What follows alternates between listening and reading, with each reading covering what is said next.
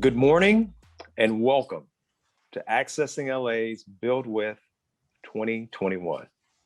My name is John L. Reamer Jr. I am the Inspector of Public Works for the City of Los Angeles and Director of the Bureau of Contract Administration in the Department of Public Works. I am humbled and honored to be with you today. In the midst of all the challenges surrounding our country and our communities, I am pleased, we are pleased that you chose to participate in Build With 2021. Thank you so very much. Thank you also to all of our city partners, to the firms participating in our matchmaking event that will take place afterwards, to our Accessing LA team. And I want to especially thank the Bureau of Contract Administration team for their dedication to make this a reality. It is now my pleasure to introduce our mayor, the Honorable Eric Garcetti, to welcome you. Hello, I'm Mayor Eric Garcetti, and together with the Board of Public Works, it's my pleasure to welcome you to Accessing LA.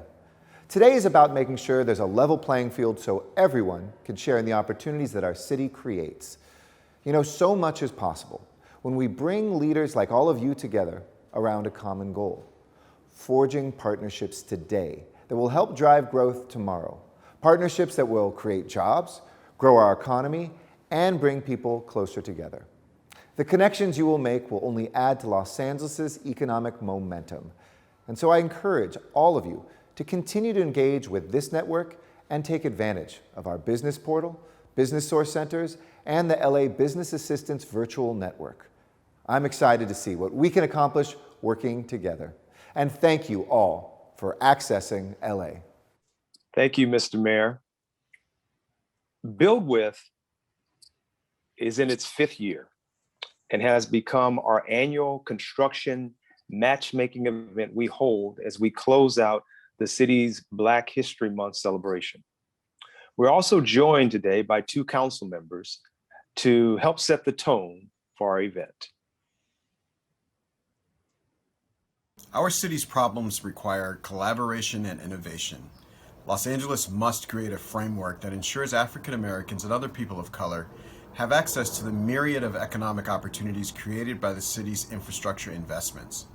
I would like to thank all of the entrepreneurs who are joining this webinar, as well as the Los Angeles Board of Public Works for their continued efforts to connect our small businesses to our contracting opportunities within the city of Los Angeles. Thank you, Council Member Marquise Harris Dawson. And from Council District 10, we have Council Member Mark Ridley Thomas. Councilmember Mark Ridley Thomas here. Thank you for inviting me to share just a brief message about today's event. We know that one of the economic engines of Los Angeles and of the African American community in particular is entrepreneurship and the creation of small businesses. As the 2nd largest city in the country, one of the strongest economies in the world, there's no bigger entity in Los Angeles than the procurement and budgetary power of our local government. It's not a question of resources, it's a question of access. We want to make sure minority businesses are given the full opportunity to compete, because with the opportunity to compete comes the opportunity to win. So my hope is that you use today's virtual conference to get the information and tools you need to assist you in doing all the things you need to sustain and grow your businesses. I thank you for taking time today to invest in yourselves, invest in your business, and investing in the prosperity of the city of Los Angeles. Thank you. Thank you, Council Member Ridley Thomas. Next, I want to introduce to you an inspiring force behind this event. Board of Public Works President Pro Tem, Commissioner Dr. Mike Davis. Thank you so very much, John. It is certainly an honor as well as a privilege to join in welcoming the small businesses and emerging business community in Los Angeles to accessing LA, specifically this Build With program. As John has stated, we have implemented this program throughout the various regions of the great city of Los Angeles. And our goal in all of these programs, and particularly this morning, is to make sure that we create a forum whereby we can share information with small and emerging businesses on how to do business with Los Angeles. It is our vision, certainly through the Board of Public Works in concert with Mayor Eric Garcetti. And certainly today, I'm very pleased to join with Council Member Mark Ridley Thomas and Council Member Marquise Harris Dawson in saying to you that we aim to be a visionary city. As Mayor Garcetti has implemented since we last met last year, an Executive Order 27 that talks about our vision for Los Angeles, despite the political climate that we've all experienced over the last year. Not only have we had to confront the various challenges in terms of COVID-19 changing the lifestyles that we all have to execute personally, but also we have challenged ourselves in terms of racial equity in this country and also in this state. And while we did not have the success of implementing a proposition that would have throughout the entire state helped to specifically implement minorities and women, you need to know that there is a vision in the city of Los Angeles, courageously led in a public policy and executive order by Mayor Eric Garcetti. And this Executive Order 27 reflects the values that we all have to include all of Los Angeles citizens in the businesses that we create through this program called Build With. So in summary, I say to you, as we celebrate African American Heritage Month, we particularly want to extend to the African American community, but in general, all minority communities in Los Angeles, including women, the opportunity to get information this morning that will help you make a decision in terms of the business interests you might have. And as Councilman Ridley Thomas stated, your being here this morning is a reflection of your investment in yourself. I want to conclude by thanking John Reamer, our Inspector General for the great city of Los Angeles, and the outstanding work that he and the members of his staff do every day, making sure that we follow the policies of inclusion in our great city. And particularly, I'd like to thank Hannah Choi, who is his assistant director, who will not be with us next year in the capacity as assistant general manager. But I do want to take this opportunity to thank her for her outstanding service that she has provided over the many years here in the great city of Los Angeles. And finally, I'd like to acknowledge Linda McClinchy, who is a part of the staff who labors hard. And finally, but certainly not least, is Angela Tumbukan, who is the person helping to coordinate this particular Access to LA Build With program this morning. So as we celebrate African American History Month, and as we aspire to live up to the vision of Mayor Eric Garcetti and Executive Order 27, I wish and bid all of you much success. We all know that through coming together, we are much more powerful, we are much more productive, and we together will make a bigger impact and make a big difference. Thank you so very much, John, and I look forward to certainly enjoying the interaction and communication that we have. And I know, as we've done in the past, that individuals from Los Angeles's small business and emerging communities will have an opportunity to get information and be better included in the work that we do. Thank you and good morning. Thank you, Commissioner Dr. Davis. And well said. And let me once again thank you for your leadership. We would not be here had it not been for your vision and your guidance and direction. So thank you so much for your passion to make this happen for the businesses in the city of Los Angeles. Thank you. You know, connectivity plays a key role in achieving success. access to information, access to people can open doors to opportunity. Andrew Choi with the Mayor's Office of Procurement will enlighten us to the city's electronic marketplace that we call Babin. Thank you, John. And again, just to echo Commissioner Davis, thank you for this space and hosting this space and creating an opportunity to talk about the technology and the infrastructure that is already built and that will be coming in the future to help businesses connect with opportunities with the city and beyond. Also, thank you to Commissioner Davis and the leadership and partnership we have been working together on for the past, what seems like I would say months, but it feels like years, just because of the digital technology, the way we're doing interactively through the through Zoom calls and stuff. But the close work we're doing with the commission. Again, thank you for your leadership and the board as a whole. So I have the privilege of presenting to you today the Babin, the Los Angeles Business Assistant Virtual Network, the technology that houses the procurement opportunities that all of you are looking to find. I'm here on behalf of Shannon Hoppus, our Chief Procurement Officer. I would like to say a special thank you from her and all the participants from here today. So what is Babin? So Babin was a system that was created to house as a bulletin board for all the opportunities the City of Los Angeles is hosting. We've been using the system for about over 15 years now, and it's been a stable place where you're able to find information. But what we've discovered through our years is that we needed something broader, we needed something bigger, and we needed new technology that can support the modern business atmosphere today.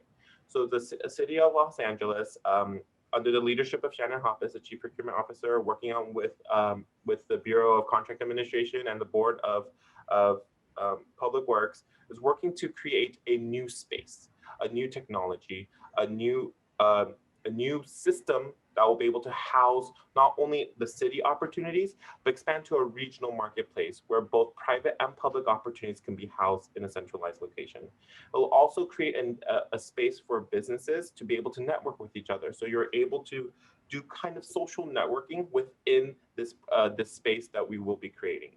It is going to be a nimble technology with regular updates, and will take your input as users to make changes as we move forward. The city is looking towards building technology that will sustain and last beyond just its initial rollout. We're looking to build a technology that is just as flexible and just as nimble as the business community has to be. How we're going to be doing that is we're going to be sharing data. That is a big part of it. We're building all this technology. We're creating a regional marketplace, but why? We're doing this specifically to create a database that can be usable and effective, not only for the city, but all our regional partners. So this database, including our certifications, will be housed in a space where we're able to share this information without limiting access or creating burden to each other. And finally, something that businesses have been asking for years is, well, how can I find out about opportunities or opportunities that's coming? By the time that the opportunity comes out, the team has to already be built. The subcontractors we need to work with our subcontractors before the opportunity comes out. So what we're hoping to do is with this database that we're creating and being able to create analytics around with this information, we're hoping to be able to give you forecasting information, forecasting of future opportunities, and also economic analytics to show where we, the city, will be landing on. So how will we be making this the system changes to so next slide, please. So how are we going to be approaching the technology change? Well, this coming March, we will be doing a systems change. We're doing a full overhaul in Hollywood terms. We're doing a facelift. So how we're approaching that is it'll be in two major steps. First, up and coming in March, we will be doing a system transition. What does that mean for you? Well, we're actually doing all the back-end integration and back-end technology first. So your experience with Babin will not change. Your experience with finding opportunities on lababin.org will not be different. The information you find, the documents you find, the bidding method, it's all going to remain somewhat of a status quo. But on the back end, we'll be working on centralizing the database, working to create a single procurement process through the centralized portal for all city departments. And we're going to be building the technological infrastructure needed for this upcoming marketplace that I just mentioned. Next slide. So the marketplace will be, again, a place where not only will city opportunities will be able to be posted, but we're going to be working with our regional partners and in acknowledgement of the special games, house opportunities for businesses to see not only the $4.5 billion of city opportunities, but potentially the $33 billion of economic procurement opportunities throughout the region. How that will happen is as you register into bavin.org, labavin.org, you'll be registering to be able to access not only all opportunities based on your NICS code. So something very important is when if current Bavin users today, please go into your profile to make sure your NICS codes are updated, because when we transition it over from one system to the next, your NICS code will be the way you will be informed of the any opportunities that will be coming. Something to note, the special games. As we host more special games, as you're aware, we have the Super Bowl coming soon, but more specifically the Olympics and the World Cup. As they come in, there will be potential for a lot of work, especially in construction and infrastructure. So as you log on to this platform and opportunities relating to those games come up, you will be notified. And we are building it in such a way so you won't feel bombarded by emails. We're building the technology to be around the idea of how can we give you as much information as in a non-spammy way. And so we are working on that. We hope that you will be happy with the results, but there will be areas where you can submit your responses and how you feel about the technology. And we'll be able to also address any changes because it's a nimble form. We're able to make any changes that isn't necessary. And so when is all of this happening? So the timeline is very simple. It's kind of in a broad three chunks. Next slide, please. The first major chunk will be March 2021, this upcoming month. We're doing the back end, what we were discussing before, that glacier. We're doing everything that's underneath the glacier.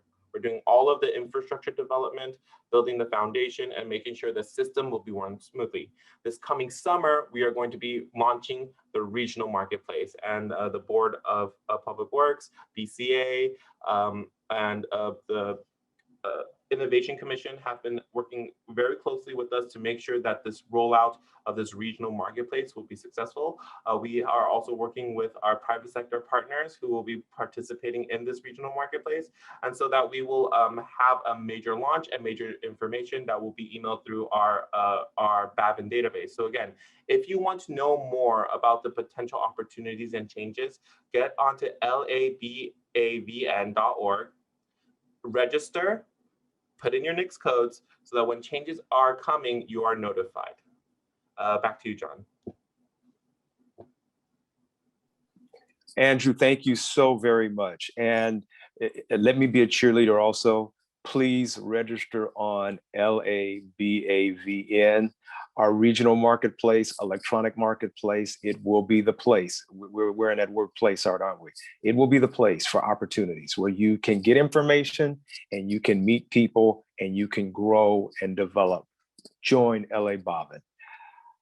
Throughout the event today, you can send any questions through our Q&A Zoom, and we will try to answer them at the end if we have time. But in case that's not the case, we will provide you responses to all of your questions. You can also send questions through the post-event survey that we will provide you at the close of our webinar today.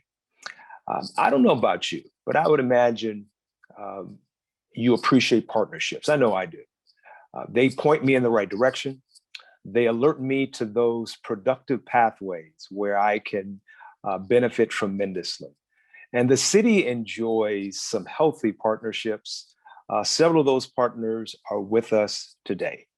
Louis Rubalcava, Bassam Abachakra, and Marcelo De Paula with the Department of Water and Power are here today to share with us some upcoming opportunities. Gentlemen. Thank you, John. This is Louis Rukawa. I hope everyone can hear me. Welcome to my home. I'm telecommuting like a lot of us are doing, but what I'd like to start is just kind of an overview of some of our water system projects. I work in the project management office in the water system, so we're responsible for delivering of the water system capital improvement projects. Just to give you some numbers, throw some numbers out there. Right now, we have in our division future agreements worth $2.9 billion that we're projecting.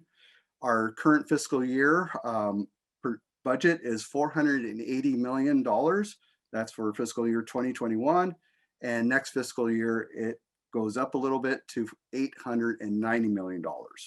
And in our groups, there's two groups. I'm in charge of half of the project managers in my group, but between the two groups, we have 89 active projects. So one of the things projects that we're working on, trunk line projects, that's kind of our artery of our water system. And we have 550 miles of trunk lines that currently in our system. We've done a trunk line assessment, and we have rated our trunk lines from A to F, and we have identified 40 miles of trunk lines that are rated D. So we're trying to go through and accelerate our trunk line replacement program to replace those 40 miles. So we're in the process of doing that, and there should be more projects going out to meet our goals. And let's see here. So another types of projects I'd like to discuss, groundwater treatment projects. We have one big one that's being constructed right now for the San Fernando Basin groundwater remediation program. That's our first progressive design build. I'd like to mention that because it's our first progressive design build. We're adding progressive design build in our project portfolio, delivery portfolio, and we have other treatment projects that are coming out to enhance our local water supply. And so there's be a lot of future opportunities for participation in those projects. Reservoir projects, we have an aqueduct system that goes all the way up to Mono Lake. So we have one project that's being constructed in just off near Olancha, California, and we have other future dam projects that are slated. We have one that we're trying to work out the permitting issues, and hopefully we can get that advertised this early this fall. We're trying to work on the schedule, but we have some future reservoir projects that are coming out. Tank projects, we have a couple large tank projects that we're trying to finish design, or one finished design, and we're partnering up with another private landowner because it's a shared facility. It's not going to be advertised through the department, but it will be advertised through them, and we'll certainly do the public outreach and let everyone know and give an opportunity to participate. And we have a future project out in the West Valley, two 5 million gallon tanks, a very significant project that right now it's coming out of planning. It's a future project, but just want to give you a little bit of taste of some upcoming projects here. And we have 13 active pump station projects, so they should be coming out soon. And just we're really unique because we do have an inside construction group. Some of our projects are done in-house, constructed in-house, but we still contract out the materials and subcontracting work. And also, a lot of people have been asking for these progressive design build projects. We have 4 of them coming out pretty soon. The first one is Fairmont Sedimentation Project. And again, I basically tell everyone, go to the supply line. That's the latest updates. And on Fairmont, there has been a change, and that right now is slated to be advertised in November 2021. With that, I thank you. And we're always available to provide updates on our projects. I think a couple months ago or a little while ago, we did go through on all our potential progressive design build projects, and we're more than happy to do that again. And as we advertise these projects, we'll have other outreach events. With that, because of time constraints, I wish I can talk a little bit more. I'm going to end my presentation, and slide here just shows you a little taste of what projects are coming out. And there's some updates. We just gave the updates to supply chain services. So again, look at the supply line for the updates, and things happen because of permitting or other things. We shift projects around, but this is a great publication to let you know what projects are coming out. So with that, I'm going to introduce the next presenter, Bassam Abu Chakra. He is a power engineer and manager of power systems specifications and contract administration. So Bassam, take it away. And again, thank you.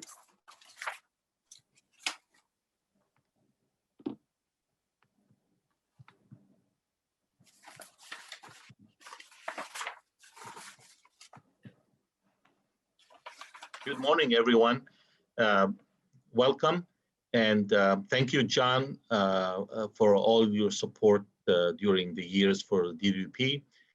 I'll be covering the upcoming power system solicitations.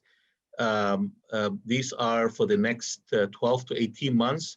The first four are what we call bid specifications for construction contracts with large percentages of subcontracting opportunities. So the first one, it'll be advertised, the bid spec will be advertised within the next 60 days. That's loading, hauling, and disposal of sediments at Castaic Power Plant. It's a pump storage facility about 30 miles, I would say northeast of Los Angeles. The next one is services for underground distribution systems, and that requires, removal of all deteriorated cable and installing new cable, and splicing and termination of the new cable. The next two are services for overhead electric distribution facilities. One is for north of Mulholland, so it covers the the east and the west San Fernando Valley. And the next one is services for overhead distribution facility south of Mulholland Drive, which covers the Metro, West LA, and the South and the Harbor area, so the San Pedro area. So all these four contracts will be roughly over $100 million. The first one, quite a bit of subcontracting opportunities for engineering services, engineering studies, trucking and sediment transport, heavy and civil construction grading. The next three, quite a bit of, because it's, again, it's construction. So there's quite a bit of subcontracting opportunities for accounting, bookkeeping, fuel services, tool purchases. Of course, they have yards, so they need security, haul away disposal of cable and poles, crane services, purchasing of equipment and trucks, and of course, mobile mechanics. So, if you have any questions, please provide, we'll be happy to answer your question. And next, I'm gonna be introducing Marcelo Di Paolo from Power System Major Projects. Thank you. Hello, this is Marcelo Di Paolo, manager over at Major Projects. So what we have listed here, where you see from Valley Demolition all the way to owner's representative contracts, this is a list of the contracts that my division will be releasing within the next year to year and a half. Major Projects is the large capital construction project group for the power system. So every large capital project that we have listed here, these are basically jobs that we're tasked to build, we're tasked to construct, and these are usually going to go out to bid through an RFP process. These jobs that are listed here are 90% of them are going to be engineer, procure, construct contracts. So what you're going to see, there are jobs for work in our power plants, our transmission lines, our substations, as well as the redevelopment of 2 of our service yards, where it'll be a demolition as well as a building of a brand new office building. These jobs that are listed here have contracting opportunities for not only engineering, procurement, like of material delivery, basically security services for the laydown yards, but also for the actual construction. For instance, Valley Demolition, we're going to demolish 4 of our units over in our Valley Power Plant. During that demolition, there is hazmat removal, there's asbestos removal, there's tearing down of equipment, there's hauling. To give you an idea, Haynes Unit 8 retrofit, we're retrofitting a unit. So here, in this situation, there's piping, there's trenching, there's civil work, there's engineering. When we look at the transmission lines, we have both underground and overhead transmission lines. Some of these lines are as long as 100 miles that we're going to have to work on, and we're going to have to basically either raise the towers, read conductor. We're going to have to do work with the foundations. So there's tons of construction opportunities there. In addition to these, we also have substation work where we will be installing new equipment in our substations. And there's plenty of opportunities for grading foundations, pulling up cables. And lastly, the 2 that I mentioned earlier, the retrofits of our 2 existing facilities. We have 2 yards. They're service centers. They've been there longer than I've been alive, pretty much. And basically, they're going to get a facelift. In one of the facilities, we're going to tear down the building altogether and build a brand new service yard. So there's opportunities for architecture, there's opportunities for demo, there's opportunities for construction, for LEED certification, for hauling. And last one that I listed, the owner's representative contract, that's an engineering services contract for supporting these projects. So here in that contract, there's plenty of opportunities for subcontractors to come in with expertise in construction management, QA support, QC support. And that's pretty much all I have. Thank you. Thank you, Marcelo and Bassam and Louis. We certainly value and appreciate your role and place in the City of Los Angeles, Department of Water and Power, a very key partner to all of you. You heard a lot, didn't you? And how can I keep up with all of this, John? Well, we are going to provide you a copy of this PowerPoint. So we have a PowerPoint that we will share with you after the webinar so you can go back and review. So as you take your notes, you can match them to the projects. And once again, that connectivity that we spoke to, and that being a part of LA Bobbin, all of these projects will find themselves through LA Bobbin. So again, DWP, thank you so much, Louis, Bassam, and Marcelo. Another great partner that we have in the City of Los Angeles is the Port of Los Angeles. And this morning we have Brian Chuck here with the Port of Los Angeles to share with us upcoming opportunities with the port. Brian? Thank you, John. Good morning, everybody. My name is Brian Chuck, and I will be representing the Construction Division of the Harbor Department, which is also known as the Port of Los Angeles.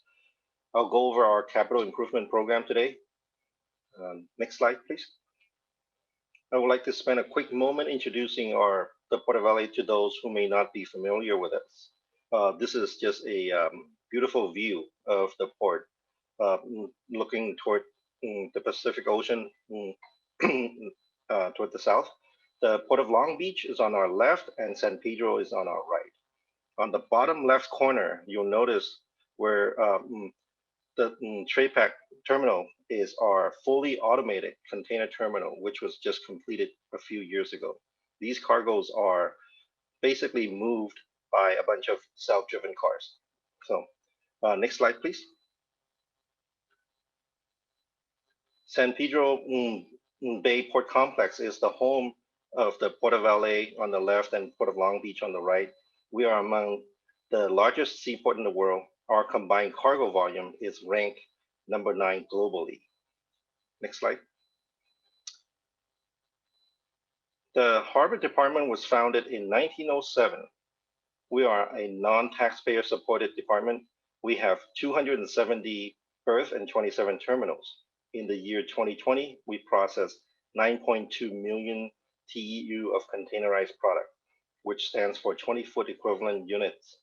We are ranked #1 in North America for cargo volume. Next slide. Besides the 7 container terminal customer, we also have other lines of business such as vehicles, liquid bulk, steel, food, scrap metal, cruises, and visitors. Next slide, please.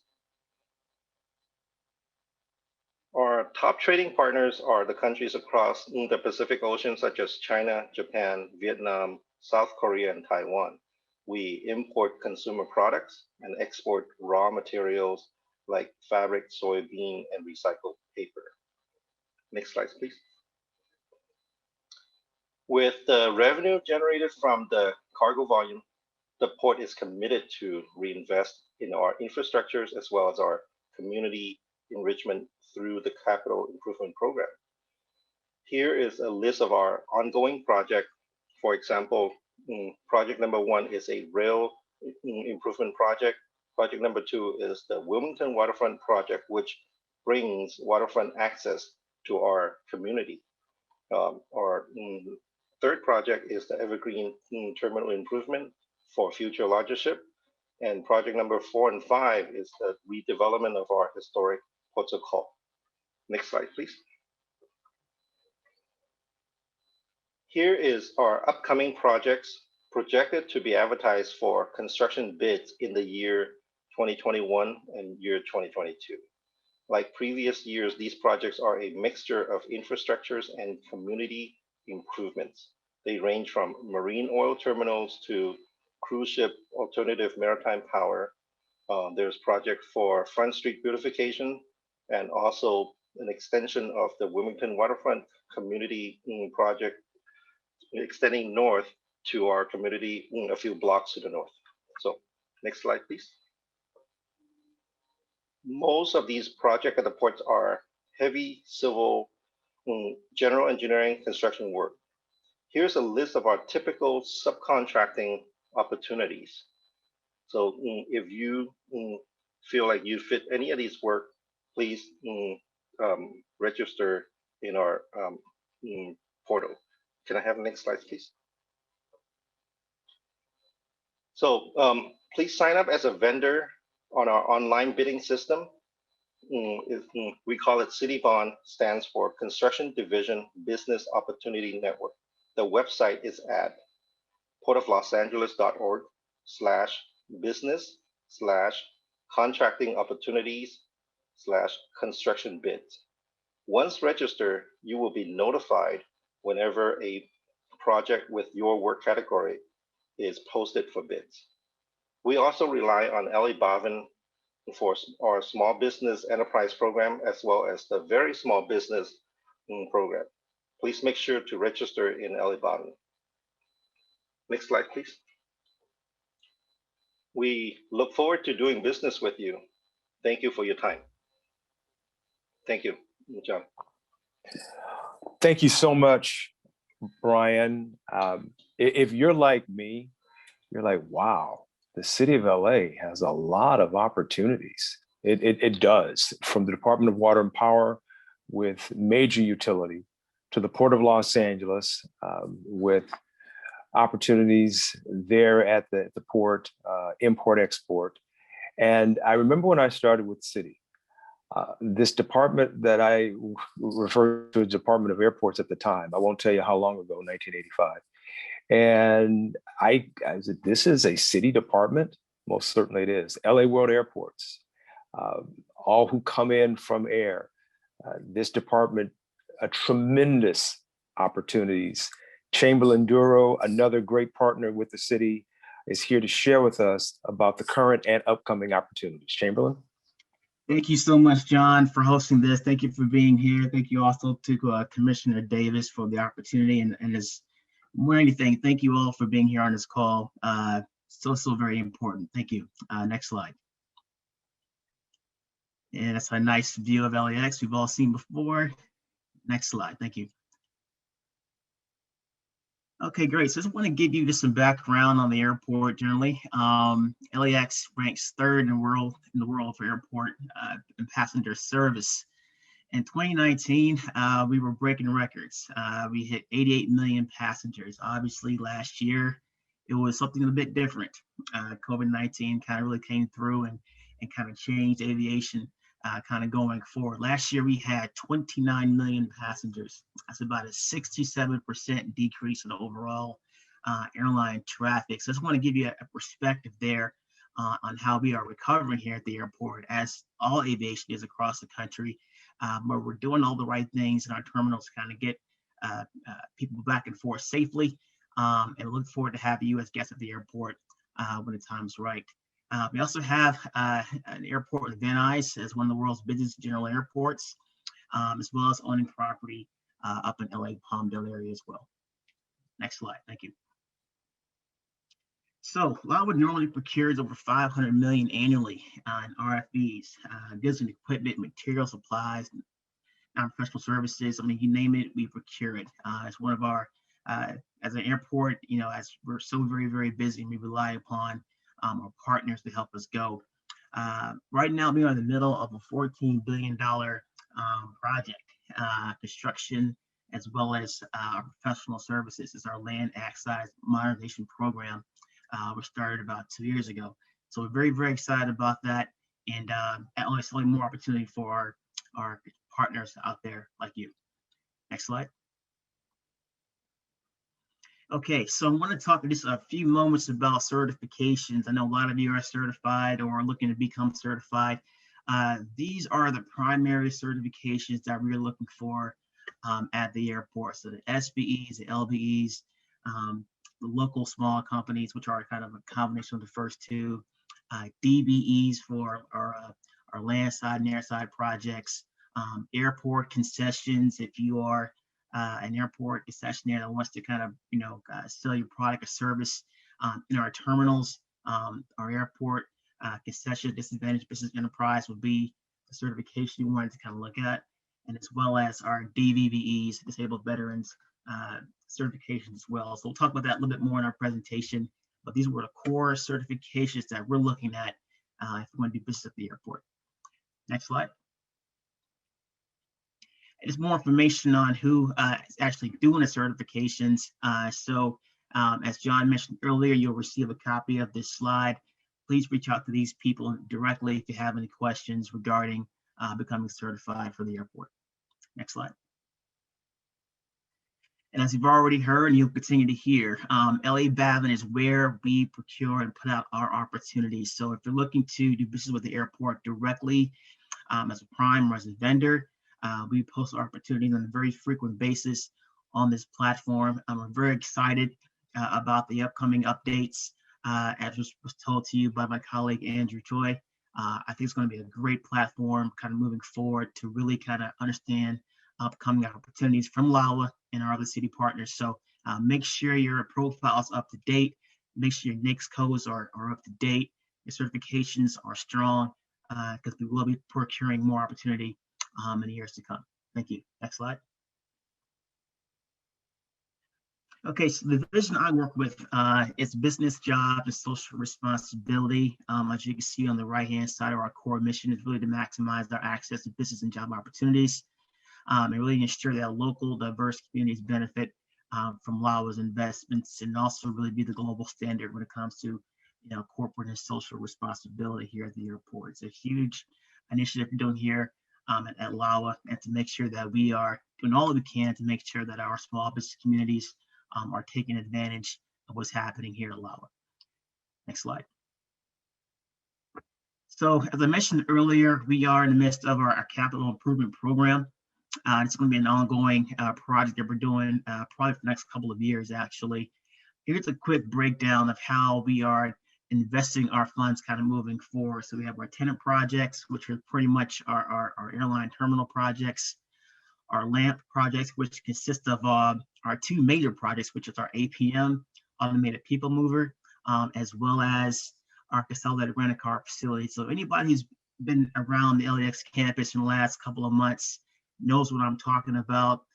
We are in full construction mode. So even though our airline traffic has slowed down tremendously, it doesn't mean that our capital improvement projects have slowed. As a matter of fact, it probably have increased actually. So we are in the middle of construction for the APM. You guys can see the rails kind of coming up. If you go maybe a mile or two to the east, you see some of the framework coming up regarding our rental car facility. It's very, very exciting to see the changes kind of come to fruition at the airport. So that's what's really driving a lot of our activity as of right now. Terminal projects are always going to be underway. Utilities, environmental projects, our airside projects, which are really our runways for the airlines and airplanes. Security and IT will always be a huge investment for us, especially now as we're working from home.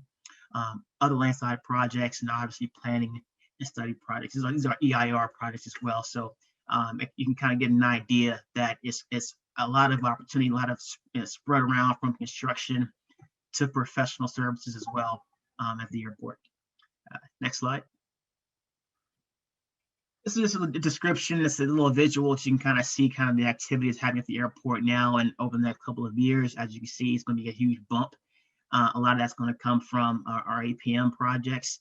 But I would probably say in the next 3 to 5 years, we'll see another huge bump, and that's going to be as a result of our airport terminal and modernization program. That's on the horizon as well. So really our airport, our campus at the airport will be under ongoing construction likely for the next decade or so. Next slide. This is just a quick illustration of kind of our major projects, and also another reason why becoming certified is so very important. On the left-hand side of your screen, you see our 3 major projects, our APM, our Conrack, and our ITF West, which is our intermodal transportation facility. That's almost wrapped up. But what I want you to focus on primarily is each one of these projects. You see where it says, SBE and LBE. Those are requirements that our prime contractors have to hit, and that's why requirements regarding, engaging and employing and contracting with small business. They must hit these goals for design, build, and operation and maintenance, all 3 phases of these projects.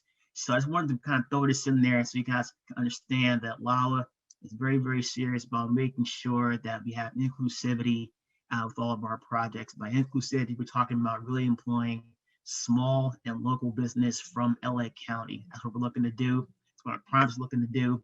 And this is why you're on the call today to understand the reason why it's so important for us. On the right-hand side of the screen is kind of more information from our primes directly in our other terminal projects. So there's some projects that LAWA procures directly, that is procured on LA Babin, and there's some projects that we farm out to our prime contractors, and then they employ subcontractors. So as an example of such would be Hensel Phelps, Turner PCL, Myers Griffith, Skanska, all those other major prime contractors are the ones that we hire to go out and do the outreach and employ these small companies. So let us help you navigate that. So reach out to us if you have any questions on connecting with these primes who are procuring the opportunities.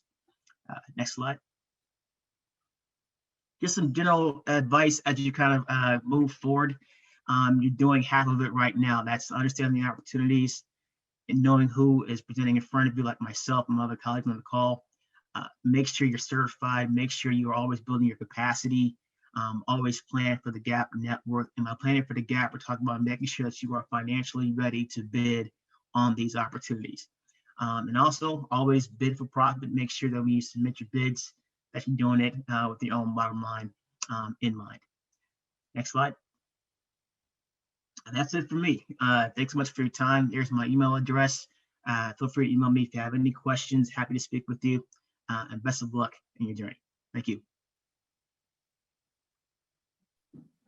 Thank you so much, Chamberlain. I appreciate your presentation. And again, your role, the LA World Airport's role as a partner in the city of Los Angeles. I cannot say any more than what Chamberlain said. Get certified and get registered on Bobbin. We in the city are committed to an inclusive environment, and we want to find those who reflect and represent our city. Our mayor wants that. Our council members want that. You heard from them. Our President Pro Tem Mike Davis wants that. And many, if not all, the commissioners on the various departments and boards, they're looking to ensure that we spread opportunities. And we don't know who you are unless you've shared with us through the certification process. So please, we want to make it as easy as possible. Get certified. Another great partner that we have is we've talked about the air and we've talked about the sea. We also want to talk about the land, because the city of LA, we do it all. And we have with us Jesus Fontamillas with the Bureau of Engineering, Department of Public Works. Yes, Public Works, sharing with us opportunities. Jesus, it's all yours. Thank you. Good morning, everyone. My name is Jesus Fontamillas, and I'm with the Bureau of Engineering. Public Works is made up of 5 different bureaus.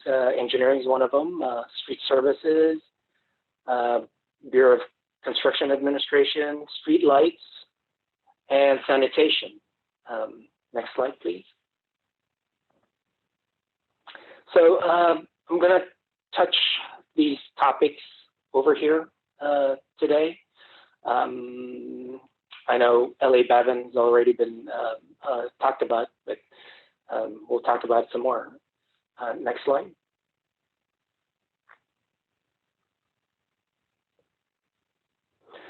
Okay, engineering is not as big as the port or DWP, but we do have about 800 projects all the way from pre-design to post-construction. And so far, we have awarded about $59 million in this fiscal year alone. It slowed down because of COVID, but I know a couple of years ago, we did about close to 200 million in projects. Next slide. Okay, these are the types of projects that we have at Public Works Engineering.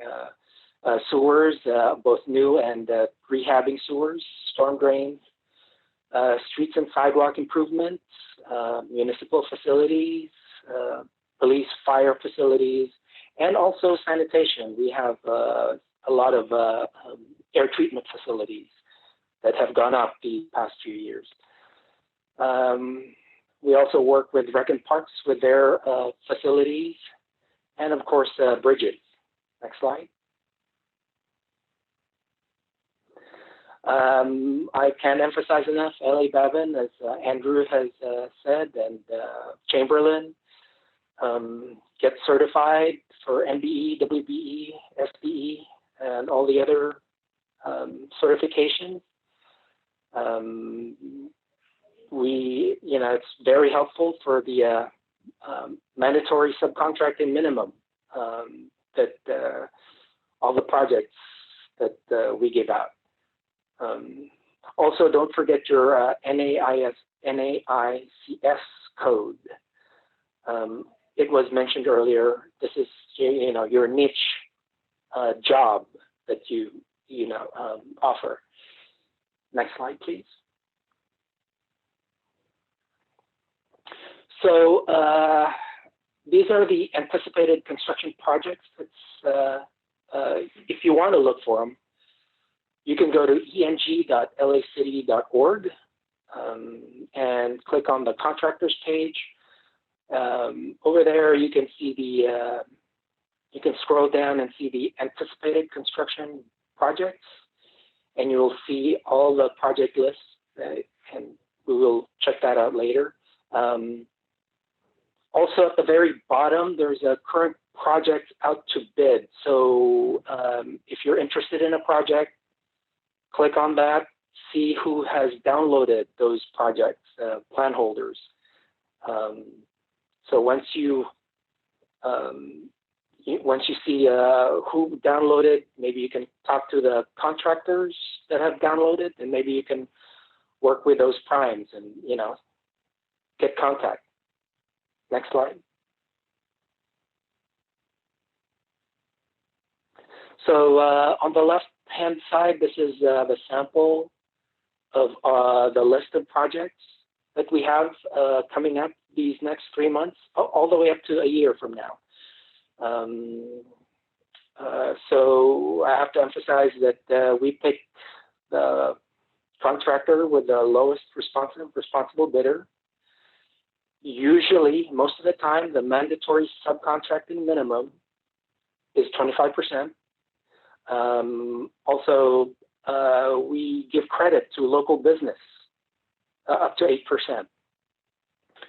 And also federally funded projects, the prime must register with sam.gov. And I highly recommend to attend a pre-bid meeting unless you've had a matchmaking seminar with the city previously, then you don't have to, but highly recommend to attend pre-bid meeting. Next slide, please.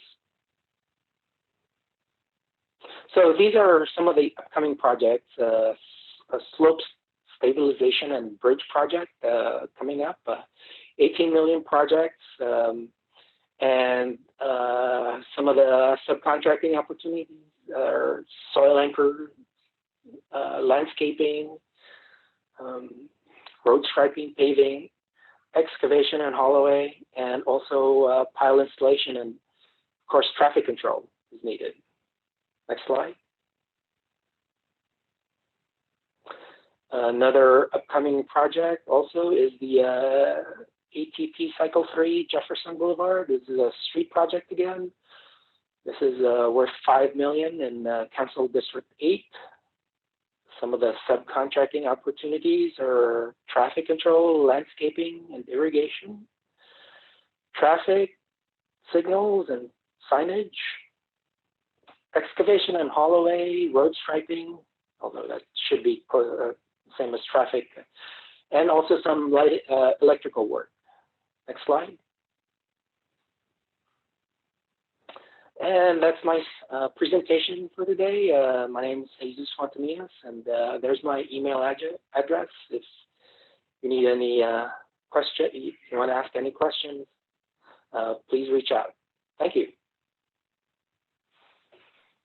Thank you very much, Jesus. We certainly appreciate you and the Bureau of Engineering. I know Gary Lee Moore, the city engineer, is a phenomenal partner in providing opportunities for businesses. And as you saw, as Jesus alluded to, we have a mandatory subcontracting minimum. Many other departments have mandatory minimums that they want to hit because we want to provide opportunities for each and every one of you. We in the city realize that the I, me, my approach, it really just does not work effectively. We so appreciate, we recognize it takes all of us to make our city great. So we have partners, not just in the city of Los Angeles, but we have, I'll say external partners, but they're really part of us. And one of those partners would be the LA Unified School District, a phenomenal partner. We have with us today, Guadalupe Wong from the LAUSD, LA Unified School District, to share with us upcoming opportunities. Guadalupe? Thank you, John. Good morning, everyone. My name is Guadalupe Wong. Once again, I'm the Small Business Program Coordinator for LAUSD. Next slide. Some of the topics that I'll be going over today are the current and upcoming contract opportunities, Measure RR, the Small Business Bootcamp, and how to register with LAUSD. Next slide. So on this pie chart, it kind of gives you an idea of what kind of job or what kind of work we have underway. So we do have 552 projects that are in pre-construction, and some of these pre-constructions are either in architect engineering phase or they are in the bidding process, and they are valued at $3.1 billion. And if you look at the other half of the pie chart, they're under construction. We do have 202 projects that are valued at $2 billion. Next slide, please. And on here, on this slide, I'm gonna go over some of the bidding opportunities. So just keep in mind, this is just what we anticipate for 2021. This is not set in stone, things will constantly change. But in the first quarter, we do have a number of projects, 17 projects that are $298 million. The project types are listed for each quarter. For the first quarter, we do have listed comprehensive modernization, ADA, classroom replacement, new food services building, seismic retrofit, plumbing, and turf drainage. For second quarter, we do have 22 projects that we anticipate with classroom replacements as well, HVAC, seismic retrofit, ADA, turf and drainage and retaining wall. And then third quarter, you will see that we do have 12 projects, and fourth quarter, we have 1 project. So even though you may see 1 project, as I mentioned earlier, things are constantly changing, and doesn't mean it's just going to be 1 project at the quarter. This is just what we anticipate at this time. And for that 1 project, we do anticipate to be one of the projects will be elevators. And just to add on to the $5.2 billion that I mentioned earlier, we did pass a new measure in November 2020, which is pretty recent. That measure was a $7 billion bond. So this $7 billion bond is on top of the $5.2 billion that we have underway. Next slide, please. And I also want to mention about our small business boot camp. So our small business boot camp, we do have this training twice a year. It is a comprehensive training for our small businesses. However, all contractors are welcome, big or small. This boot camp will provide tools necessary to help improve competitive capacity through a comprehensive hands-on curriculum. With that being said, I highly recommend it for any small businesses that have never done work with us or who have taken the training who needs a refresher course, just because it is a good training where you can really build that relationship and you get a better understanding how to work with LESD, or realize whether or not this is the best fit for you as well, or something that, if you went through any issues and you bid on a project, you know who the point of contact is. It is a 9-week long training. It is once a week from 5 to 7 p.m. And our next training does start on March 4th on 2021 of next week. So keep that in mind if you're interested in registering, and it will be via Zoom. And also want to mention some of the things about our construction that I forgot to add on earlier, that we do have some of our contracts. We are working on a lot of comprehensive modernization projects, and those modernization projects are about $120 to $130 million. And in addition to that, this also includes our smaller projects. So we do have big contracts or big projects, and we do have small ones as well. Next slide, please.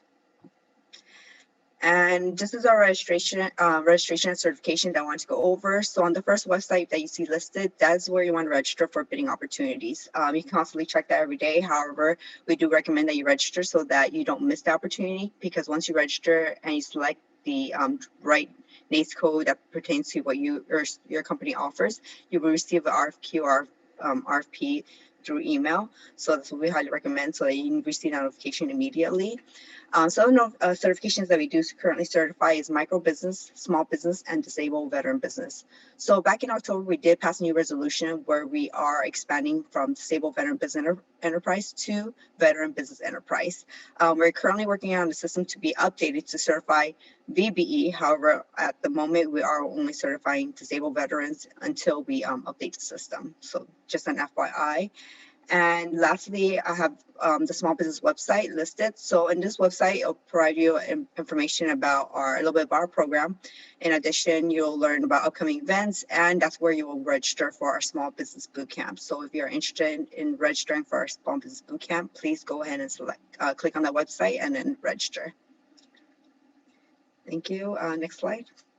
Lastly, I just want to provide my contact information. This is my contact information, my email and phone number, and along with the rest of the team, Kevin DePina and Manuel Carcamo. So we are working from home, so the best way to reach out to us is by email. So feel free to contact us. You can contact any one of us for any questions regarding small business. And thank you, and I'll go ahead and turn it back over to John.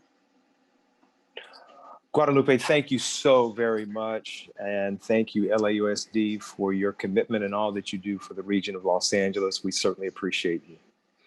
Thank you. Are you familiar with the term community level contracting? Let me think. Community level contracting. Let me see. I'm not sure. Well, I trust after you hear from Michelle Chianti with Meriwether and Williams and Dr. Angela Williams from J.L. Moody Construction Development, you'll be very enlightened. Michelle and Dr. Williams. Good morning. Thank you, John, for that introduction. I believe we're waiting on our slide. But good morning, everybody. Thank you for everyone that's attending this, and thank you for having us. My name is Michelle Quirante. I am with Merriweather and Williams, and we administer the City of LA Contractor Development and Bonding Program. And I'm here to just quickly give you an overview of community level contracting, what it is, and exactly how the City of LA is involved. So in a nutshell, community level contracting is the practice of unbundling larger contracts into smaller contracts so that smaller construction firms are able to also bid on these opportunities. And how is the City of LA involved in these CLC opportunities? So the City of LA has actually identified sheltered bid opportunities that can be accessible to our small business contracting community. So these are projects that are divided into work packages of $100,000 or less, which is conducive to small businesses because these small construction firms can actually work directly with the city and bid as prime contractors. The procurement establishes an on-call list of pre-qualified contractors. And it's also beneficial because sometimes this list can actually be used within different departments of the City of LA. So the first CLC opportunity that kicked off was in 2016, which was the sidewalk repair program. And this sidewalk repair program actually pre-qualified 35 contractors to be placed on a list that is still ongoing to this day. And the city refers back to it every time a work package is distributed for needed sidewalk repairs. So this brings me to my introduction of Dr. Angela Williams, who is actually one of the firms that were placed on that pre-qualified list. She is here to provide more insight to the small business contracting community. If you're interested in doing business with the city, she will be able to let you know her experience and insight on how she went through that whole process. So can we get the next slide, please? And Dr. Williams, if you can please introduce yourself and your company, certifications you hold, your experience with the whole RFQ process with sidewalk repair, as well as your experience once the work package was actually awarded. Thank you. Thank you, Michelle. And thank you for inviting me to join you here today. So I am Dr. Angela Williams. I am the president and co-owner of J.L. Moody Construction and Development. We are certified as an SBE and DBE small business, and we hold the licensing of a B1 and a C8 contractor's license. We specialize in concrete, so we are listed on the small sidewalk program, and we have completed one contract so far with this program, which was our first project with the city.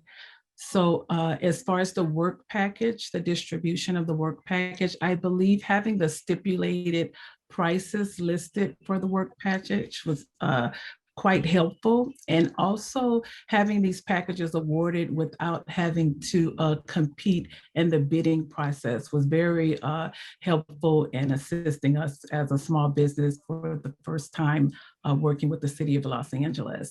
And overall doing business with the city was very, very, I would say it was a great experience. It was, we're overall pleased with everyone at the city, and it was very, everyone was very helpful in making sure that we succeeded with our project.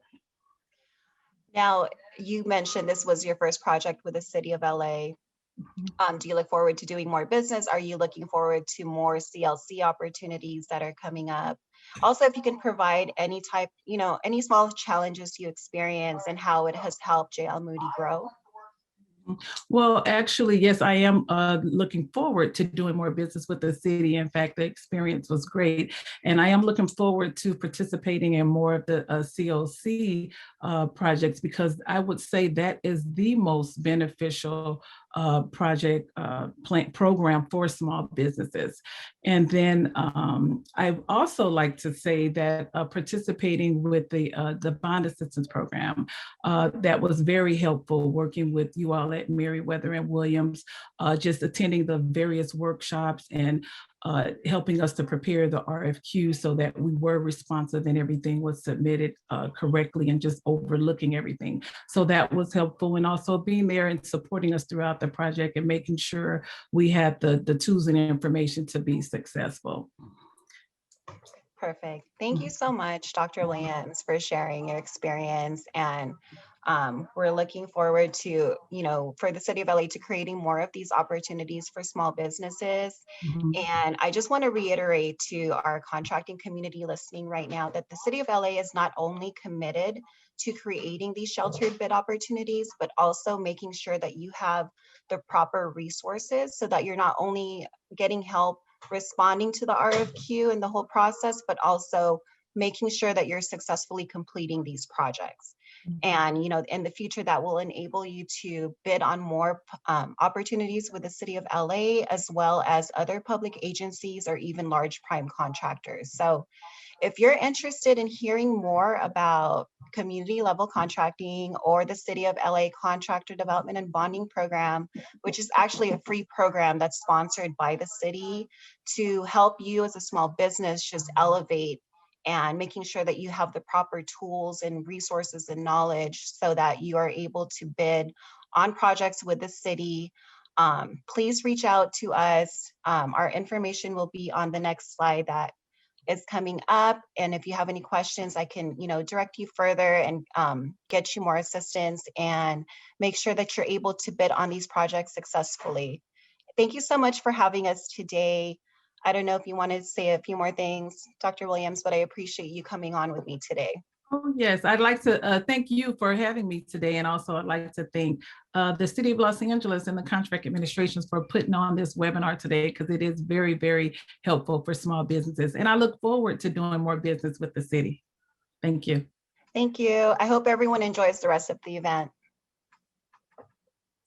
Well, Michelle and Dr. Williams, thank you so much. We so appreciate you enlightening us on the community level contracting. Hopefully, many gained much valuable information that will help them, because I would agree with you.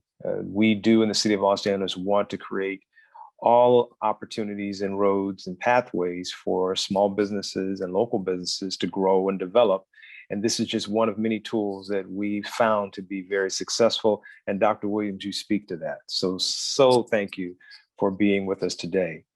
Our next two presenters also provide a glimpse of opportunities and possibilities, what it takes and what you could achieve. You might be saying, you know what, I'm hearing you, John, but I don't know if I could do all of this, because I've heard big city, big challenges, big issues.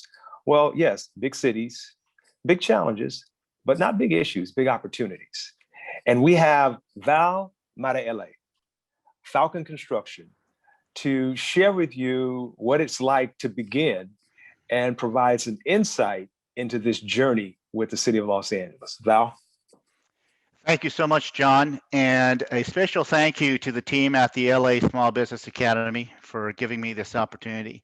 Again, my name is Viliami Montele. Most people in the professional world call me Val, and I'm with Falcon Construction. We're a certified SBE, EBE, and soon to be DBE site concrete contractor right out of here in Gardena.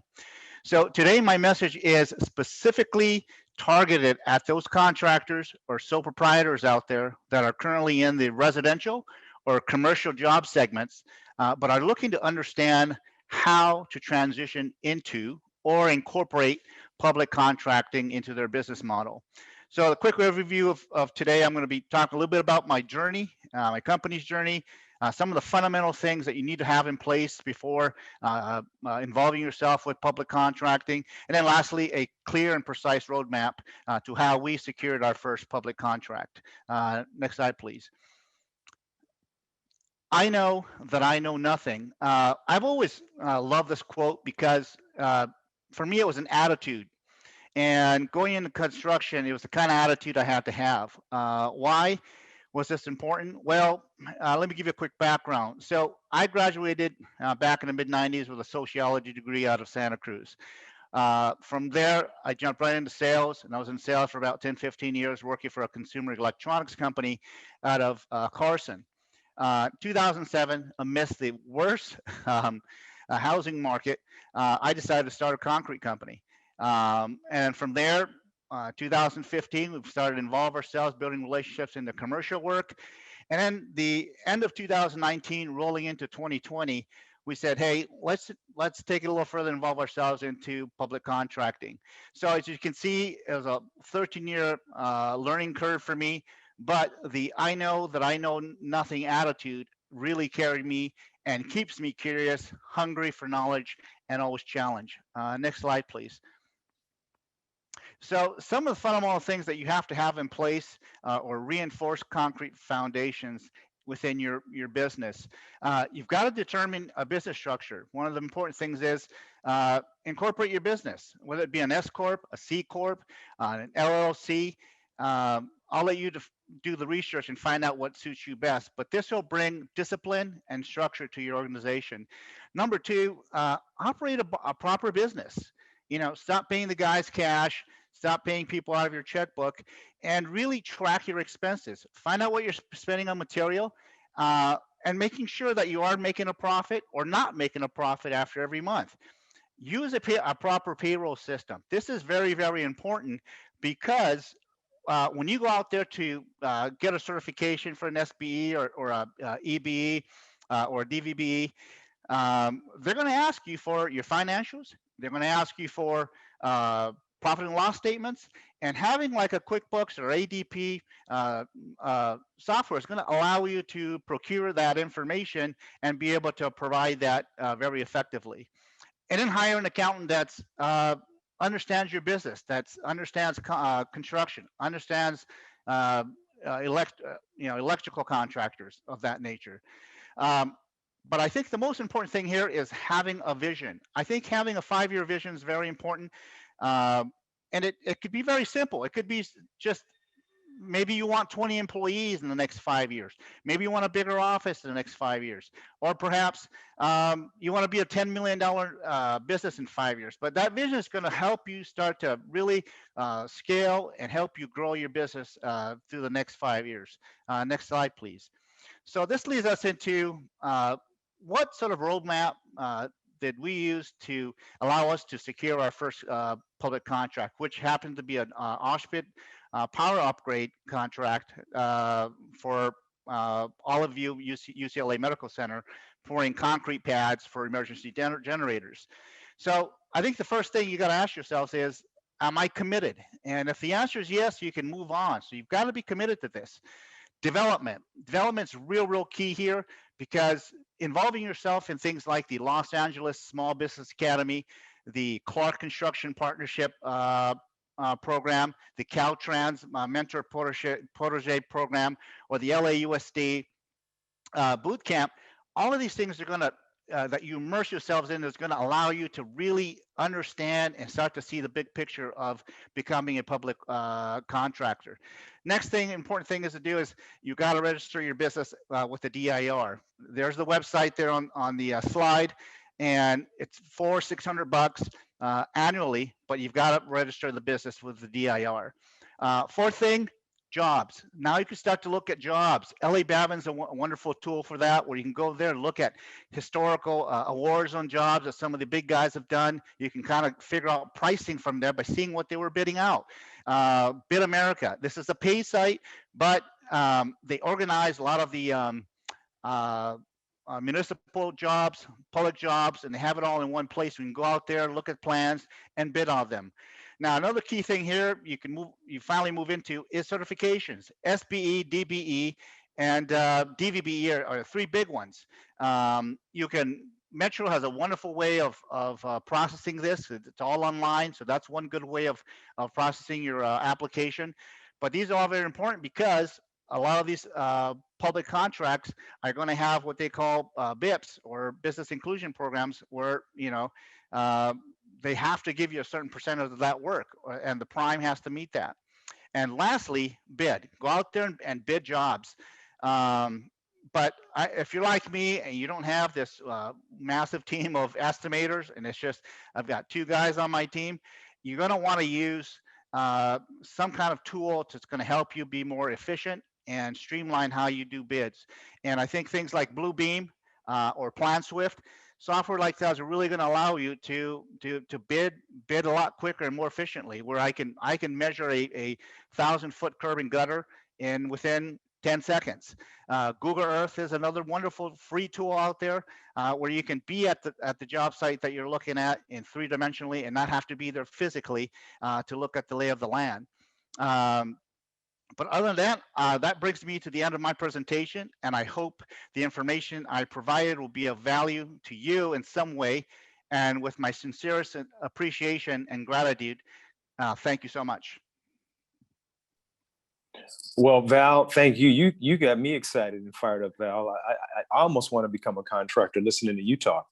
Thank you so much for your willingness to share the journey and what it took to get you up and running. And don't go far. We're gonna call you back in a few minutes.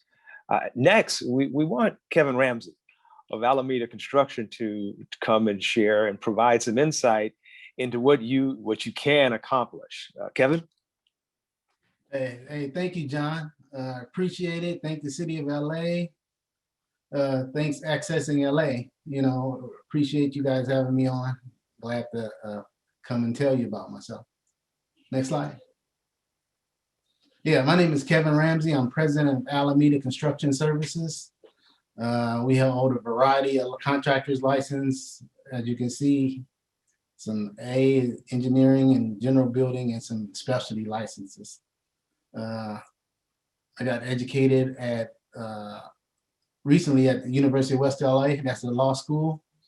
And I went to USC. I had a master's degree in construction management.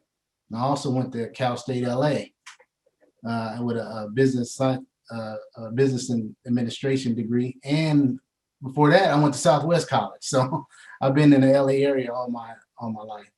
So, and then we always also like to continue your education, make sure you do all the stuff like Clark Construction, Turner Construction, the city of LA, Meriwether and Williams, because that's where you get knowledge. You get to learn how to grow your business and do a lot of other stuff. So I went to a lot of those, and I still go to a lot of those. And I had a few awards. Legacy Award NAMC this year's and some Business Journal awards, and I was inducted into the NAMC Hall of Fame. I was the president of National Association of Minority Contractors. That's a association you should join. So take a look at it. The website is namcsc.net. Yeah. So next slide, please. Yeah, so been in business for 24 years. We try to keep our certifications up to date, which is real important when you bid in a job, and you close to winning it. And then the difference between you and another contractor, and you have the certifications that the GC needs, most likely you'll get the job. We have about 50 employees, and it fluctuates. So it's 50, 70, 60, so probably like 50 steady. We're a signatory contractor with the Cement Masons and the Laborers Union. And we have a bonding capacity that we've grown over the years. I think I met my bonding agent through one of the city workshops, Patty with Preferred Bonding. So we that's who our bonding agent is, and if you need one, you can call them up. Yeah, so Patty's still there, and her son Peter. So they take care of us. So and they've grown us from a SBA program when I think I had like $200,000 bond to like we're out of the program now. We have a $15 million bond. So we stayed with our agent, and then they introduced us to the companies that do the bonding, and then they did a great job. Meriwether and Williams did the same thing. You got to meet your bonding agent. So, get there and let them come to your office, talk to you so they can feel comfortable. So when you need a bond that's over your bond limit, they feel comfortable enough to give it to you. Next slide. Yeah, we do curb and gutter. We've been doing it for years. We do concrete and asphalt patching, which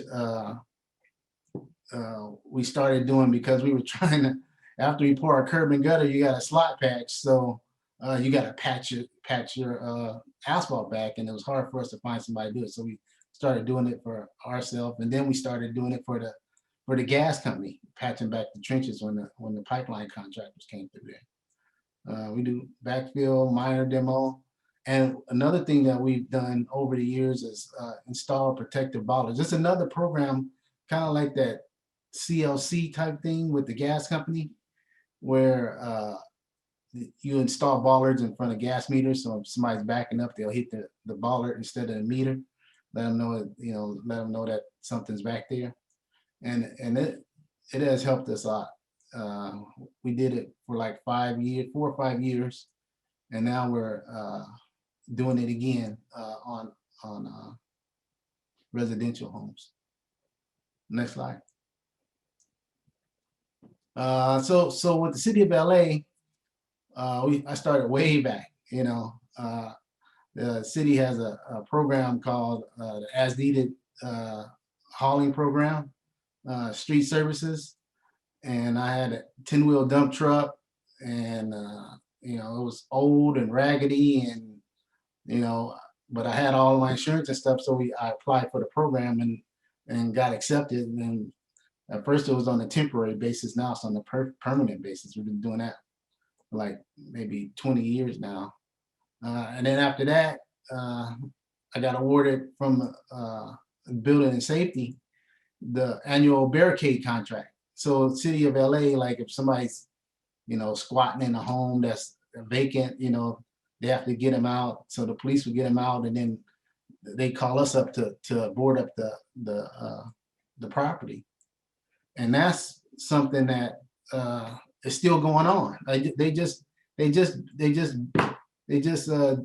did that award maybe about 2 or 3 months ago. So it might not come back up for a year or so, but it's there. And the General Services Department, we have a contract there where we do various concrete. So it's kind of like you put an RFQ in, a request for qualifications, and then they qualify you as you could do it. And then after you get qualified, then the bids go out to the qualified bidders on that list. So, and it comes up like every 2 or 3 years. So you need to look into that one also. We did some public work stuff. We just finished. There's something exciting to me. Was the last one, the Ventura and Lankershim Boulevard design build street improvements. So the city, they had some sidewalks and curbs and streets and walls and stuff that they needed done, and they wanted a contractor that was just going to take it from beginning to end. They gave you some schematic type drawings, and then you have to hire your own civil engineer, and then the city would approve the plans and stamp it, and then you build it. So we were the GC on that job, and we hired a civil engineering company to work with us. They were a DBE company, or they are, and we just went at it together. They designed it, I built it, and then you kind of it give you kind of like a freedom. You could kind of, if they design something you don't like, you'd be like, oh no, that's not going to work. You got control over it. So, it's something like kind of like design build on buildings, but it's on civil work, which is a good thing to have. And hopefully the city does more of that. I think we just priced another one maybe a couple of months ago, and we're gonna see what happens on that. I think we might get awarded that one too. And we are on the sidewalk replacement program. So I don't know if that one is continuously open or if they open it up every now and then, but get on that one. So when some of the sidewalks come up and then your number pop up, they'll call you and say, hey, do you want to bid this work? And we'd be like, yeah, or if you're too busy, you say no, and then they'll give it to the next small business. But it's a good opportunity for smaller contractors to get their feet wet, you know. So next slide. So we look for opportunities with the city of LA, Bobbin, and the engineering, general services, the housing authority. They give us they have a lot of work, you know. LA World Airports, we just finished a project there with Turner PCL, the midfield satellite concourse. So we worked out there. It was about like $5 million worth of work, doing all the stuff around the midfield satellite. We put in a lot of ballers. The picture when the guy was doing the ballers, we put in, I don't know, hundreds of those, and I don't know how many feet of sidewalk and curb and ramps and stuff like that. The Port of Los Angeles is always a good way to work. And recreation and parks, we had a contract with them a few years back where it's kind of like that RFQ type thing where they qualify you, and then when the project comes up, you can get that. And the Street Services Bureau is where we got the trucking and water and power. We're working with a couple of companies right there. Can you do the next one, please? So you get opportunities through the trade associations. I go to a lot of outreach events, and networking is key because people get to know you. You know, they like to know who they're working with. Pre-bid meetings, our certifications are real important, and just keep your bonding line up, and then make sure you not only know your agent, you go out with the company that's actually giving the bond, you know. So you know, that's real important. So just in case every time you want to go, because a lot of times we wanted to bid a job and it wasn't within our bonding capacity, and we just asked them, say, hey, can we bid this job? And they say yeah, you know, because they know us. So that's a good opportunity right there. Next slide. All right, so I'm gonna run through this right quick because Val and I are gonna have a conversation in a minute. So what you want to do is, like, I love to continue my education. You know, I love to go to all the workshops and meet all the folks and stuff like that. Know your business. Try not to. It's okay to stretch a little bit, but don't go too far left or right. You know, keep going what you know you can do. Our accounting system is a lifesaver for us. So what we do is we have a software package. It's called Foundation. So you guys can look it up. I think the website is foundationsoft.com. So take a look at that, and then that's the software that we use, and it helps us out because we do in-house payroll, they do job costing. They have a executive like software where you can look and see all your jobs and see how they're doing. So it's real important, and that goes along with knowing your costs and make sure you have processes together, and make sure you do a quality product. Don't let the guys in the field slack up, because that get back to you. So either you're gonna like fix it or you have to tear it out. It's gonna cost you money. So you need to provide a quality product. And our phone is manned 24 hours a day, and somebody's going to answer it, you know, either day, night, weekends. So we like to have a personal touch with folks. Know your relationships, keep close track of your money, be honest. You know, if you're having an issue with something, you gotta be honest. Okay. Know what business you're going in, pay your taxes. You know, nothing worse than doing a good year, and then I need to add another slash to that: pay it and plan for your taxes, because you need a good accounting system to take care of your taxes at the end of the year. You don't want to have a good year and then your accountant say, oh, now you got this much in taxes, then you know what you thought you had, you don't, because it belongs to the government. So plan for your taxes and know your competition.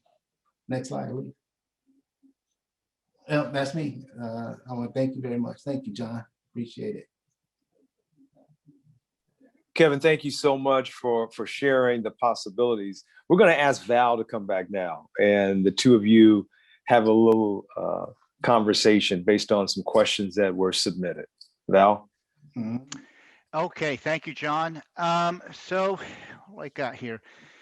So now that I've shared some of my company's journey and roadmap to public contracting, Kevin, what has been your experience been in terms of step-by-step roadmap do you suggest for small contractors out there?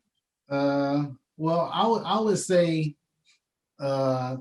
look on Bobbin and look on DWP for your bids. You know, if you want to bid with the city of LA, Bobbin basically has everything there. You know, and I would say once you find a job that kind of fits you, you know, you're something like, okay, I could do this. I could do this. So don't be afraid to price it. I mean, even if you're going through the exercise, price it. You know, if you need a bond, go to Meriwether and Williams, get you a bond and turn it in and see what happens. Because, you know, if you don't bid, you won't get it. So you have to turn it in, you have to get yourself a bond and just go from there. If, you know, a lot of times we bid city work and, you know, we miss the bid because it's like we turned the wrong paperwork in or something. But at least we tried. You know, if you don't try, you never know. You know, there's a big old pie in the sky. You know, I can't do it. Just try it. That would be my suggestion. That's good. That's good information, Kevin. Thank you. Now I've got another question here. What's the most effective way for a small business or subcontractor to approach a prime? Now, before you answer that, you know, from my experience, one of the best things was I went to a Swinnerton outreach back early last year, and that's where I met you, Kevin. And Kevin helped me out. He provided me information on some of his bonding people, information on SBE, DBE certifications. And if Kevin didn't give me that information, it wasn't so willing to help me out, it would have been much difficult for me to try and align myself with these good bonding folks that he helped me with. And you know what? Today we're bonded. It's not a real big line. We've got $500,000 in bond. We've got all the certifications. And that's because we showed up at this outreach. How about for you, Kevin? What are some of effective ways for a sub to approach a prime? Well, I would say like the most direct way, you know, if you found a project that you wanted to price, is to put the price together and shoot it to the prime, you know, because sometimes the prime, they be like, you got to pre-qualify with us, you have to do this, you have to do that, right? But once you stick a number in there to them, and then the number looks good, they're going to be contacting you because they want to have a low number to win the job. So, you know, it's steps to doing it. You know, some steps are just like get pre-qualified with all these general contractors. Yep. Which is a lot of time. But if you see a project that comes up, especially with the city, and you like, you know what, I could do a portion of this work, and you send the prime a number, now they're looking at you, especially if you have a good number. And that's what I would suggest that, that's the way I would suggest that you approach a prime. Then they have the more traditional ways, you know, going to networking events and stuff like that. But I think by far, when you send them a quote, once they look at your number and it's, especially if it's low, they're gonna call you up. That's a good specific advice. Thank you. Yeah. So, man, I'm gonna ask you a question, Val. What does being certified as a DBE, MBE, WBE, SBE, LBE, you know, play a big factor in getting hired as a subcontractor or getting a contract? Yeah, I think it plays a real big factor. And not only in it being promising to get a contract, but just because, as I mentioned earlier, and you know as well, that most of these public contracts have a BIP or a business inclusion program criteria that the prime contractor has to satisfy. I think most of the time it's like 25% of that work's got to be given to an SBE guy or gal, and 8% to a DBE certified contractor. Yeah, so I think it's very effective. Yeah. So the certification helps you get, work, you would say? I would, again, we haven't got a whole lot of public work. We're rolling into it, but I would say so. All right. So I would recommend, on that note, Val, if once you start bidding work and you find you a GC that you're bidding to, that once you have to start getting into the conversation part about what you could do, you need to be upfront, tell them who you are, what you do, and then you got your price, and then they're gonna say, I could do this scope of work right here. You got to be upfront with them, talk to them, let them get comfortable with you, because we had a project happen. It's the City of LA project. It was putting in underneath the bridge. They had it putting in some wrought iron. So they wanted to fix the street, curb and gutter, asphalt, move the catch basins and stuff like that. But part of it was putting in some wrought iron, because they wanted to block off some entrances or something like that. And we were pricing it as a prime to the City of LA, and some numbers came in. And some numbers came in, and we called some folks to get some numbers, and then some numbers just come in because they see it on Bobbin. And one number was like super low. It was like, it wasn't scary low, but it was like way lower than the other ones. And then I was like, man, who is this guy? I never met him before, And before the bid came out, you know what I said? I said, you know what? Who are you? He said, talk to him. And then I said, where's your shop at? So I said, I'm gonna come out there and visit you. So I went to their shop to make sure that they had a real shop, And I went there, and they had a shop. They had guys working. I mean, I'm like, oh, okay. So now when you list them on your bid, they feel more comfortable. At least I felt more comfortable listing them on that bid. But unfortunately, that we didn't get to perform that project. But understood. That was that's why I say when you send the guy a number and it's good, they gonna come talking to you. Thank you, Kevin. And that leads us into our next question here. What best practices do you recommend? What are construction subcontractors don'ts? What pitfalls to avoid? I think for me, really just getting into the public contracting game is don't bite off more than you can chew. Our first public contract was like $23,000. And because when you get in there, you're going to start to realize things that when you were bidding it, and, like you had to send out, DAS 140, 142 forms for that you got to pay these apprentices, things like that you didn't account for. And now you've got to, that's going to come out of your bottom line. So bid it small. So if you do get a hit, the impact ain't very hard. It's something that you can handle, and it's not going to put you out of business. And I think from there you can kind of scale up. So, keep it and do things that's within your capabilities. Like Kevin said, be honest. If don't try to reach beyond what you can do, because that's one of the things that get you in trouble. Kevin, what do you think? Yeah, and along to go with that, I say, don't just sign a contract, because they'll throw out a contract and you're so excited you just want to just sign it and let it go, right? Yeah. So look at it a little bit, because we got into trouble a few times and I'm just saying this because I went through it. They had some insurance requirements in there that were like way crazy.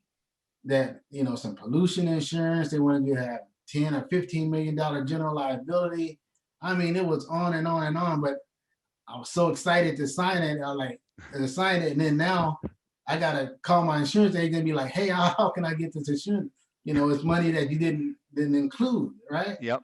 So just make sure you read your contract and then be like, hey, can you drop that down to like $1 million in general? We're just doing concrete work, you know, even but they want everybody to have the same insurance. So we did get it worked out, but that's one of the things you want. That's one of the pitfalls you really want to avoid. And also pay attention to when they pay, you know. Make sure you keep on top of getting your releases in and stuff like that, so you can get your money on time, because that's the lifeblood of your business. All right. Yeah. So how do you plan on scaling up, Val? How you gonna grow your business, say between the public side and the private side? That's a real good question, Kevin. So currently, I prefer to mix things up. You know, I use public and commercial jobs for sales volume, and then I sprinkle in a little bit of private and large residential for cash flow and high profit margins. Just because that's my background. That's what we're transitioning. You know, kind of. Well, I don't know if we're going to be completely out of it, but that's how I plan to scale. Is to really still use my background in large residential and commercial to roll the cash and get paid faster and protect my margins, which are probably a lot smaller in public works. No, good. All right. So I would say grow at a steady rate. You know, don't overcommit yourself, and just stretch yourself a little bit at a time. You know, a little bigger job, and then that's the best way to do it. You know, not unless you have a ton of money, you can do it a different way, but that's the way I had to do it. Yep, agreed. Yeah. So did you need a lot of capital to participate in the city contract that you had? No, I'll tell you the truth, it's manageable if you start small. Going back to other question, $23,000 job. I've lost. I in the residential world, I've lost a lot more than that. So, but I think that's very manageable if you overlook something. But it's just, even if you break even or lose a little bit, I think there's a lot of value in that, in keeping that small contract, because you get to learn how the wheels spin and how things work, and that in itself is very valuable to growing and scaling further on in public contracting. Yeah. So with me, I just had to make sure I had enough money to hold me till I got paid from the city.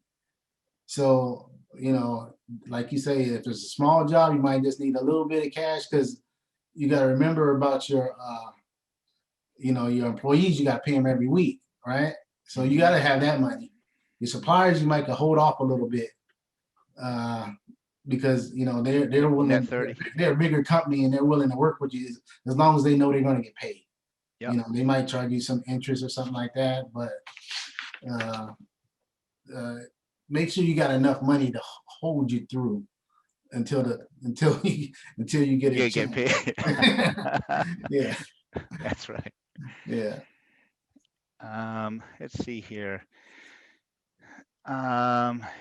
Okay. Does a company need to be a signatory to a trade union to contract with the city of Los Angeles? Obviously, I don't have a whole lot of experience with this, Kevin. Can you help us out with that? Yeah, I'm gonna say you do not have to be signatory, but the city does have some projects where they have a project labor agreement where you have to be signatory for that project. So, but like the sidewalk program, you don't have to be signatory to any union. You can just go in with your own guys. I think as long as you're paying prevailing wages, you'll be fine. But some of the larger city contracts, they have some threshold. I'm sure John knows more than I do about that. That it is some money that you do have to deal with the trade unions. So, and if you do get one of those projects, I would recommend, Val, that you sign a single agreement, just for that job. to get your feet wet, like that small job, because dealing with the unions is it's a lot different than what you do right now, because you have to get your workers from the union hall, yeah. And you don't know who you're getting, and if you guys don't know if you're going to click or what it is, so you might have to run through a few guys and before you find one that you really like and you want to keep. But no, you don't have to be signatory for that. That's good information. So, do you recommend joining construction networks, associations? What kind of value do you think they bring? We don't belong. I mean, other than being signed up with the ACI or ICPI.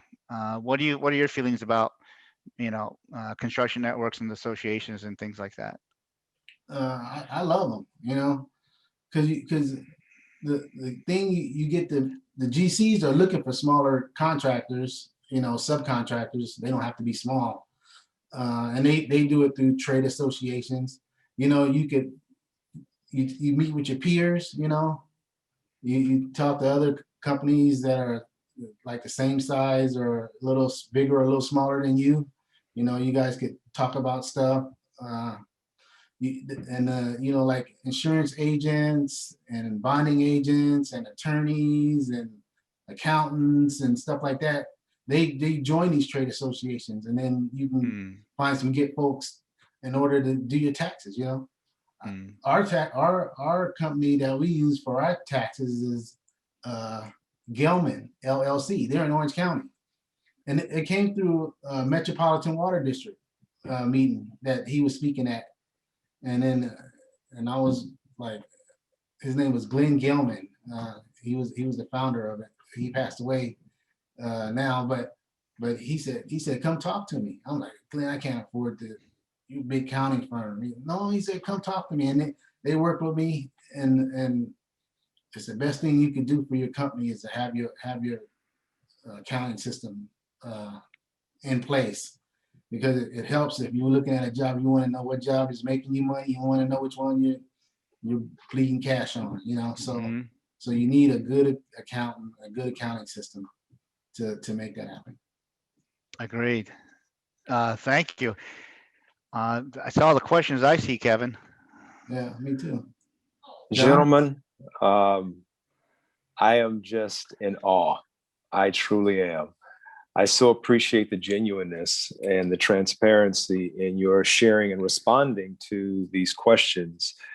If I could, I'd have everybody just get that virtual clap and thank you both for giving some insight into the journey, helping people realize that it's possible. This is possible. And accessing LA the phrase is just that. We want everyone to believe and know that they can access Los Angeles, and we want that to happen. So Kevin, Val, thank you so very much for all you do. I've known you both for a while. I've seen you grow and develop. And I'll say this, you did it because you did it. Some people say, you can only make it if you know someone. Well, look, partnering has its place and it's very productive, but partnering will not replace doing the work. As you were both talking, what came to mind was a phrase that my mother used to say, and I'm sure many of you have heard it before: don't let your eyes be bigger than your stomach. Yeah. Kevin said it well. Do what you can do. And Val said the same thing. Do what you can do. And as you can do more, you do more. So to both of you, thank you so very much for sharing with us here at our Build With Accessing LA. And that brings this part of our webinar almost to a close. Build With also includes connecting with diverse subcontractors with primes, and that'll take place later today. Many of you have had the opportunity to assign for that meeting with the firm. It'll be at 1 o'clock. But for those of you who weren't able to take advantage of that, we're going to have another opportunity on April 28th, 2021. And for more information, I'm going to try to read this for you. You can register at https:// Cloud, CLOUD, digital, DIGITAL, marketing, MARKETING, all one word, .com/business builder April 28 slash. And if you miss that, send us an email and we'll get you that information. Our event today will be rebroadcasted on the Channel 35 for 2 dates. A dual airing will take place on the 28th of February at 5:30, and then re-aired on the 4th of March at 8:30. We will also be posting this recording in a couple of weeks on the Facebook page for the City of LA's Department of Public Works. We're going to be asking for you, as you see there in the link, to respond to our 3-question survey. Please do that. We certainly want to hear your thoughts so that we can grow as well and be better and give you more to help you be better. So with that, let me close by thanking you. Thanking you for investing your time with us today. Thanking all of our partners, all of our prime contractors, all of our political leaders, our mayor, our council members, Dr. Davis, to all of you, thank you so very much.